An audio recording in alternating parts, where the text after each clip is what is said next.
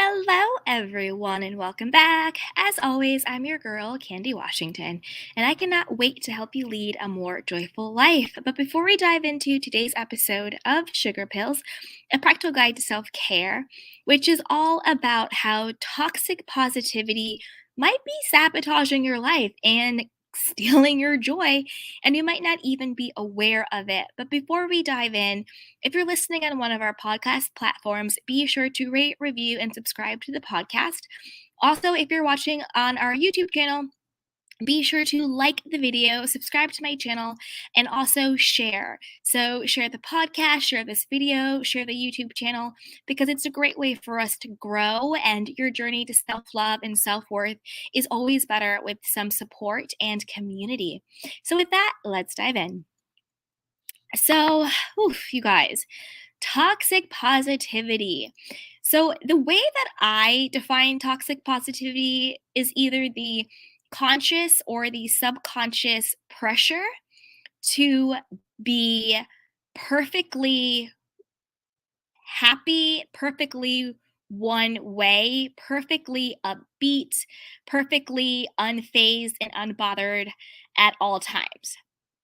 So to me, that's kind of what, toxic positivity is. It's really just that feeling of I have to be happy, I have to be upbeat, I have to, sort of soldier on. It's also defined as the excessive and ineffective overgeneralization of a happy, optimistic state across all situations. The process of toxic positivity results in the denial, minimization, and invalidation of the authentic human emotional experience, and that is by the psychology group. And I would have to agree with that. It's really that sort of conscious or subconscious or subliminal message that you have to always be all good all the time, happy, happy, joy, joy.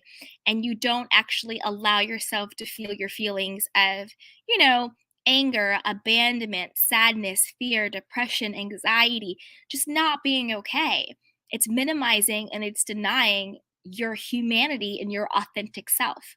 So I wanted to talk about a couple of things that I find to be, in the realm of toxic positivity and sort of offer up some solutions and some answers on how to kind of turn it around to be a healthier, more self empowered way to look at things. So, to me, one of the most toxic positive quotes out there is do what you love. Just do what you love. Do what you love. It'll never be work. Do what you love.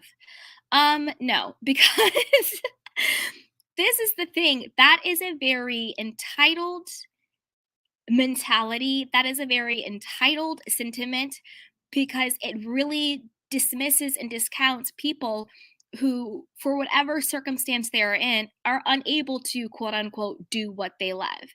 You know what I mean? So maybe you are stuck in a job that is not fulfilling, but it pays the bills, and right now you have to do what you have to do to get through and to survive. Maybe you're in a relationship that's maybe not the happiest or the healthiest, but you have children or you have circumstances where yes, you're going to figure a way to get out of it, but maybe right now you can't for whatever reason. Maybe you do want to travel, quit your job and do whatever and X, Y, and Z. Sure, that's great in fantasy world. But when it comes to someone's actual situation, telling who isn't happy, who isn't fulfilled, just saying, do what you love is very dismissive and it's unhelpful and it's not healthy. So instead of telling someone or even telling yourself, do what you love, when the circumstances do not allot for it, I would say instead of saying do what you love, I would say find the joy, find the love in what you're doing. So that way, no matter what you're doing, maybe you're stuck at a desk job and you really don't want to be there. Instead of saying, do what you love when you can't, maybe what you really love is you want to be like a travel blogger.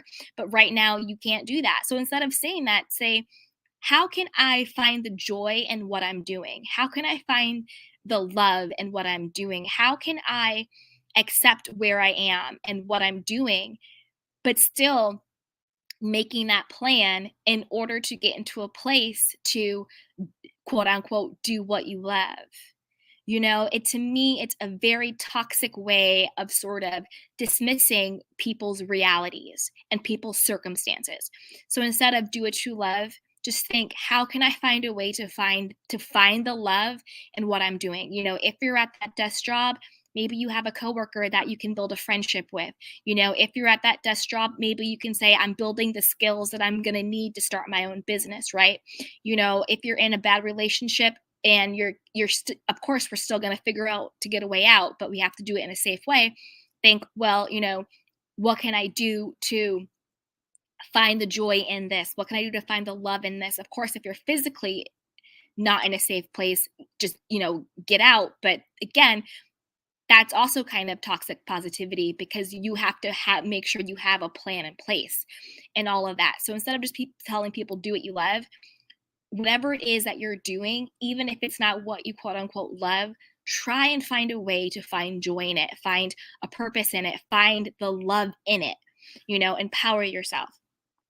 The next one is everything happens for a reason. Okay. Although, yes, everything does happen for a reason, but that also that's not an empowering statement, because that's saying like something out there, out in the world, outside of you, you know, has the reason for why this is happening, right? It's completely disempowering. So instead of saying everything happens for a reason, so let me just not be sad, let me not be heartbroken, let me not be um you know, pissed off, let me not be angry, cuz saying everything happens for a reason is a way to dismiss you not feeling good about what just happened. It's a way for you to deny and diminish the fact that maybe you're just pissed off, maybe you're angry, maybe you're depressed, maybe you're disappointed about what just happened. Oh, everything happens for a reason, let it go. No. How about, I know that life happens to all of us, and I know that I get to decide what happened, that I get to decide the meaning of what happens to me and in my life. So instead of saying everything happens for a reason, there's something out there describing the reason for it, get over it. Instead, you're saying, I know that what just happened to me was shitty. Doesn't mean I'm a shitty person. It just means sometimes shitty things happen because it's life. But I get to decide what it means. Does this shitty thing mean that I'm not good enough? Does this shitty thing mean that I'm never going to get there? Does this shitty thing mean that I'm unlovable? Does this shitty thing mean that it's never going to get better than this? No, you have the power to define what the shitty thing means. Maybe the shitty thing means, well, this person wasn't the person for me and I'm supposed to be single right now. Or maybe it means this wasn't the right job for me. There's a better job for me that's still out there. You know, it means that I wasn't supposed to get this apartment. I'm actually supposed to move to another city and start a whole new life, right? So, whatever that disappointment is, whatever the not getting the thing is, whatever the shitty thing is, it's okay to say, you know what, this hurts. I'm disappointed. I'm sad. I'm pissed. It's okay. But I also get to decide what this means to me. I get to decide what this means in my life. So yes, everything happens for a reason, sure, but I also get to decide what that meaning is now. And I also get to feel exactly how I feel.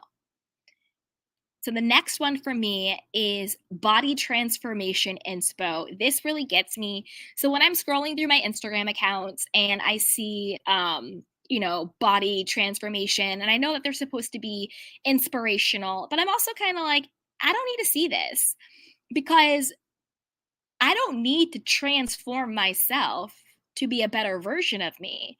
I already am.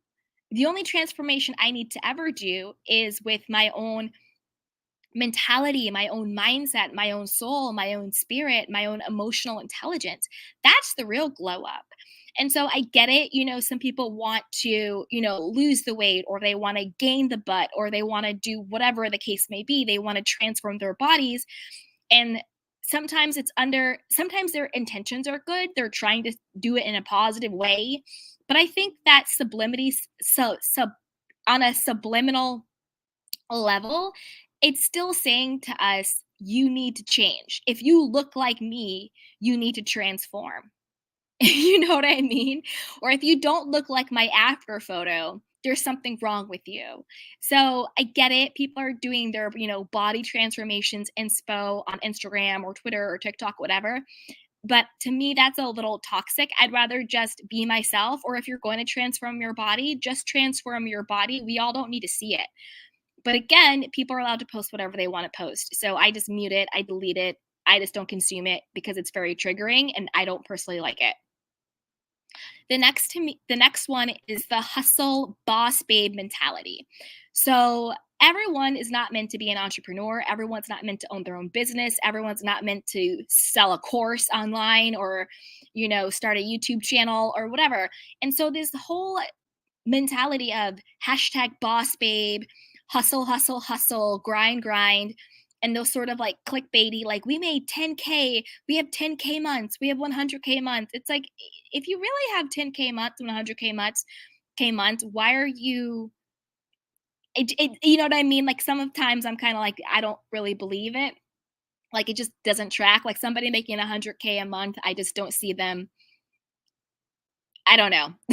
Anyway, that's for a whole nother episode. But I think that that can be really toxic. I think that it can really just sort of this, no days off and almost self care is glamorized in a way that's also, to me, in a way that's toxic, like toxic positivity, right?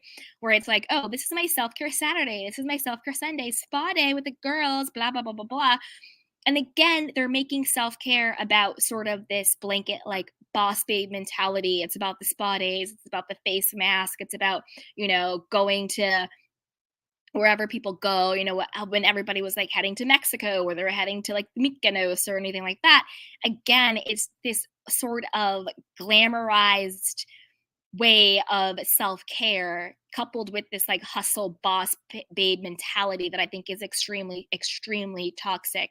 And that kind of flows into my next one, which is the minimization of of what your personal dreams are, and sort of again the glamorization of like big dreams, like only big dreams, only big lives matter, only big dreams, only big lives are validated, right?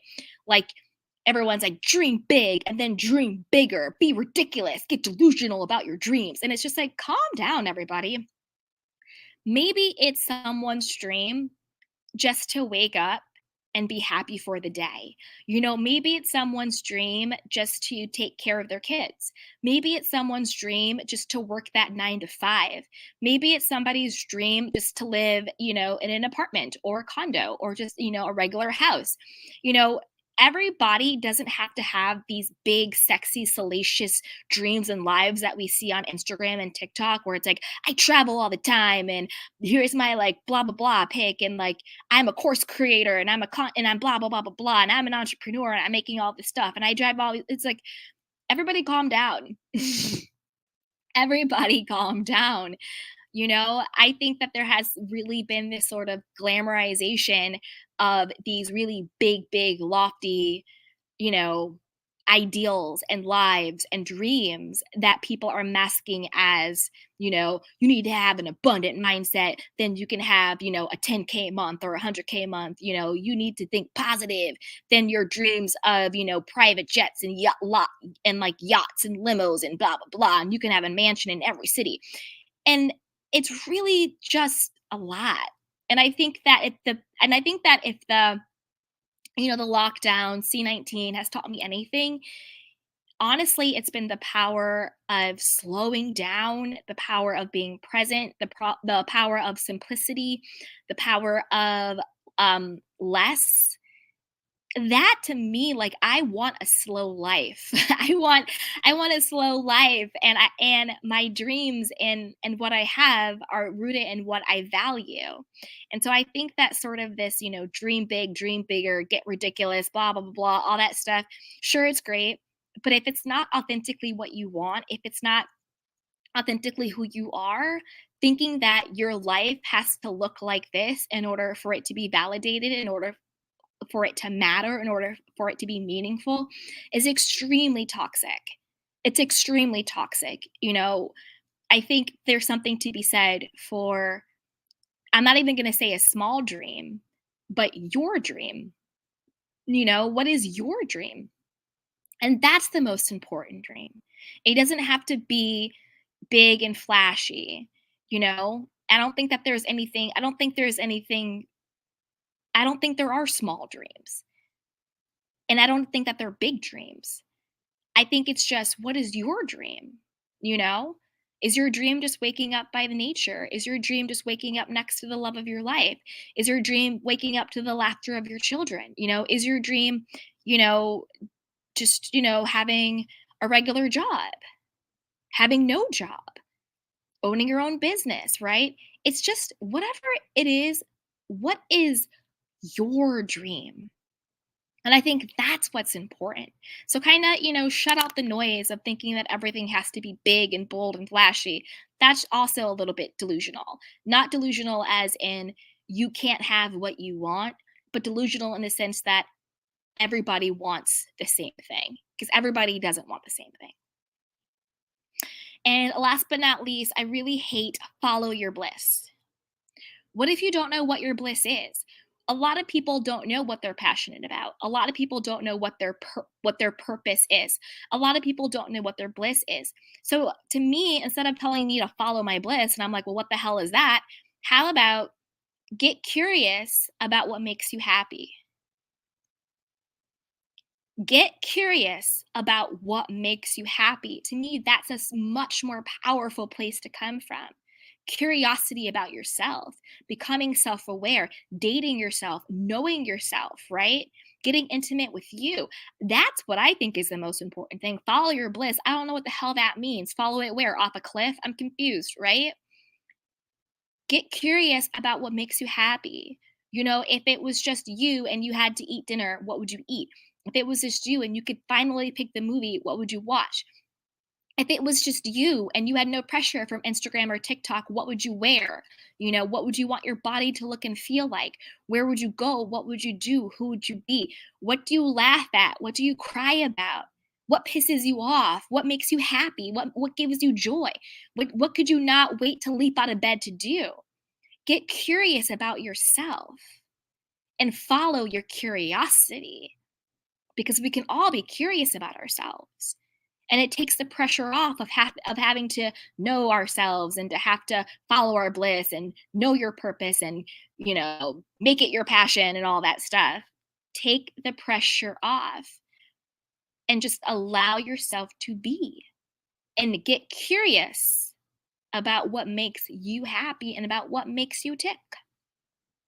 So, you guys, there you have it. That was today's episode of Sugar Pills, a practical guide to self-care. Don't forget to check out the description box as well as the show notes, because all of our fun goodies are linked below. Our courses, our coaching, our books, and additional resources are all linked below. You can also shop our love collection along with other goodies. So definitely be sure to check out the description box and the show notes and our merchandise below. And of course, if you feel so inclined, be sure to like this video, subscribe to my channel. Also, be sure to rate, review, and subscribe to the podcast if you're listening on one of our podcast platforms. So with that, you guys, as always, take care of yourself and each other. And until next time, everyone, be well. Bye. Welcome to Sugar Pills, a practical guide to self-care, where your host, writer, actor, and producer Candy Washington helps you live a more joyful life with a cheeky dash of pop culture news. Be sure to subscribe, leave a 5-star review, and join the conversation on Instagram @Candy Washington. Let's go!